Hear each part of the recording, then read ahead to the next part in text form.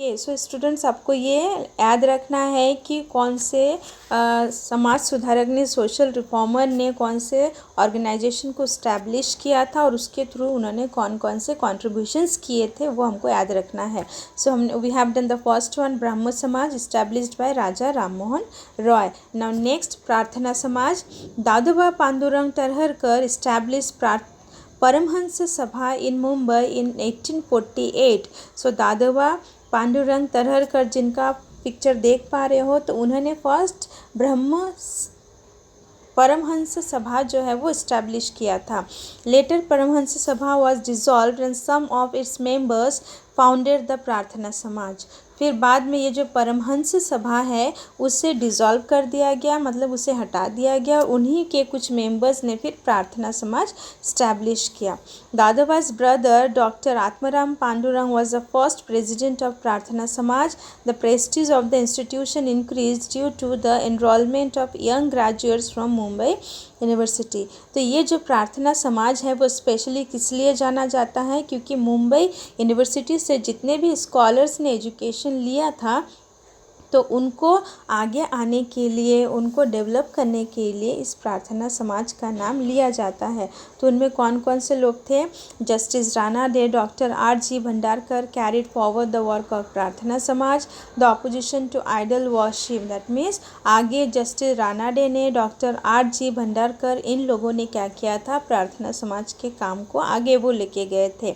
और इन्होंने किस बातों का अपोज किया था, किन सारे बातों को विरोध किया था? जैसे आइडल वर्शिप, आइडल वर्शिप यानी मूर्ति पूजा जिसको कहा जाता है। जैसे इंडिया में हम कोई भी फेस्टिवल सेलिब्रेट करते हैं, तो जैसे अभी जो है वो गणेश चतुर्थी आने वाला है, तो हर प्लेस में पहले गणेश जी की मूर्ति बनाई जाती है और फिर उनकी पूजा की जाती है। तो ऐसे इंडिया के डिफरेंट पार्ट्स में किया जाता है, डिफरेंट जो गॉड है उनके आइडल बनाए जाते हैं और फिर वर्शिप किया जाता है। लेकिन इस समाज का मानना था कि आइडल वर्शिप नहीं किया जाना चाहिए। मोनोथिइज्म मीन्स इनका भी वही था, एक ईश्वरवाद मीन्स एक ही ईश्वर होता है और उनका अपना कोई अस्तित्व मीन्स उनका कोई अपना फेज नहीं होता है। ईश्वर जो है वो एक, आप बोल सकते हो, बॉडीलेस, ये हमारे थिंकिंग में है, ईश्वर हमारे सोच में है, उनका अपना कोई जो है वो पर्सनैलिटी नहीं है। Opposition to rituals were the principles of प्रार्थना समाज। They stressed on devotion and prayer. So जो हमारी बुरी प्रथाएं हैं उनका उन्होंने विरोध किया, और जैसे राजा राममोहन राय ने भक्ति और प्रार्थना को स्ट्रेस किया था, उन्होंने उसको करने के लिए कहा था, प्रेयर करने के लिए कहा था, उन्होंने भी प्रार्थना समाज में भी प्रेयर को इम्पोर्टेंस दिया गया। For reforming the society, Prarthana Samaj started orphanage, women's education institutes, night schools for workers and society for Dalit. तो समाज में सुधार लाने के लिए प्रार्थना समाज के लोगों ने क्या क्या चीज़ें की? जैसे उन्होंने अनाथ आश्रम शुरू किया, गर्ल्स के लिए स्कूल स्टार्ट किए, कॉलेज स्टार्ट किए, जो वर्कर है, जो मजदूर लोग हैं, जो दिन में काम करते हैं और एजुकेशन नहीं ले पाते, स्कूल नहीं जा पाते, उनके लिए नाइट स्कूल स्टार्ट किया, और दलितों के लिए भी एजुकेशन जो है वो स्टार्ट किया।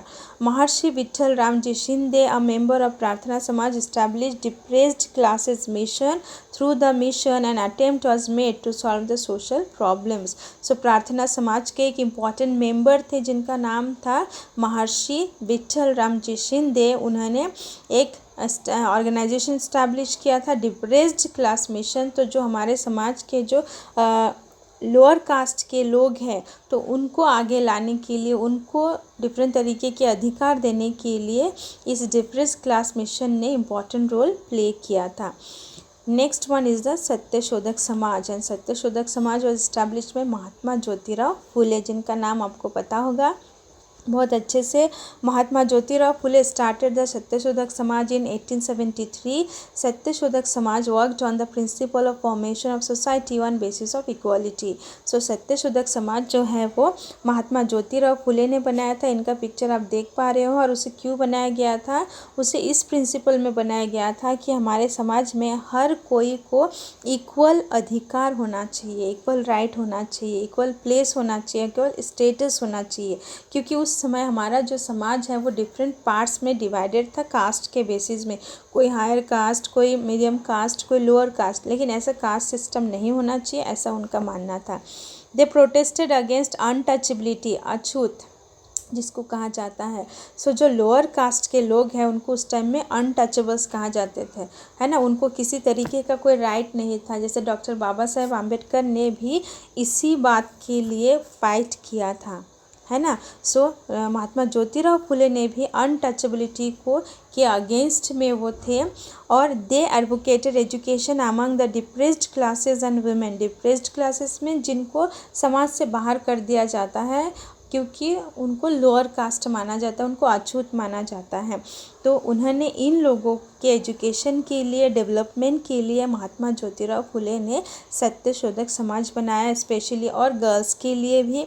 महात्मा Phule reform the society through the medium of books like Brahmanache Kasab, that means उन्होंने बुक्स भी लिखे और सोसाइटी में, समाज में रिफॉर्म लाने की कोशिश की। तो उनके कौन कौन से बुक थे? ब्रह्मनाचे कसाब, गुलामगिरी, शेतकऱ्यांचे आसूर आणि सार्वजनिक सत्य धर्म, ये सारे बुक्स उन्होंने लिखे ताकि लोगों में वो अवेयरनेस क्रिएट कर सके। He severely criticize the traditions and customs that made discrimination between man and women और rather human being himself. So उन्होंने डिफरेंट तरीके के बुक्स लिखे, न्यूज़पेपर्स उन्होंने पब्लिश किए ताकि लोगों में specially man and women, that means पुरुष और स्त्रियों में होने वाला भेदभाव या फिर जाति के बेसिस में होने वाले भेदभाव को मिटाया जा सके और लोगों में अवेयरनेस क्रिएट किया जा सके।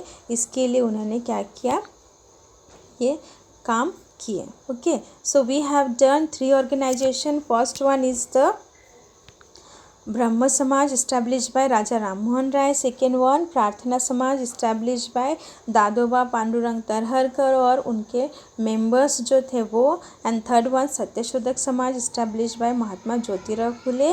तो next we will discuss other organisations established during the era of social and religious reforms. तो इसके बाद हम लोग बाकी जो समाज या फिर ऑर्गेनाइजेशन, संगठन दिए हुए हैं उनके बारे में देखेंगे जो कि भारत में उस टाइम में सामाजिक और धार्मिक पुनर्जागरण के टाइम में बनाए गए थे। Okay, see you in the next class.